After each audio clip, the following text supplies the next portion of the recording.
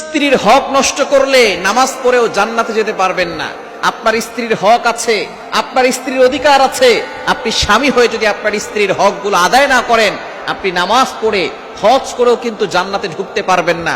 কেননা আপনার স্ত্রীর হক আছে, এই হকগুলো আপনি আদায় করবেন। তাকে সময় দিন। অনেক স্বামী আছে বাসায় যাওয়ার পরে স্ত্রীকে সময় দেয় না, সারাদিন অফিসের কাজে ব্যস্ত থাকে, বাসায় যাওয়ার পরে ফোন নিয়ে ব্যস্ত থাকে। বর্তমান ডিজিটাল যুগে এসে প্রত্যেকের হাতে অ্যান্ড্রয়েড ফোন চলে এসেছে, স্মার্টফোন। তারা এমন ভাবে স্মার্টফোনের প্রেমে পড়েছে, রিলস দেখতে দেখতে 2 ঘন্টা 3 ঘন্টা চলে যায়।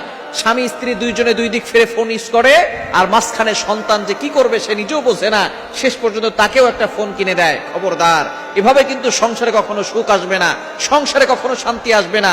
স্বামীদেরকে বুঝতে হবে, স্ত্রীর হক আদায় করতে হবে, সন্তানের হক আদায় করতে হবে। এই হক যদি আদায় না করা হয়, আল্লাহর কাঠ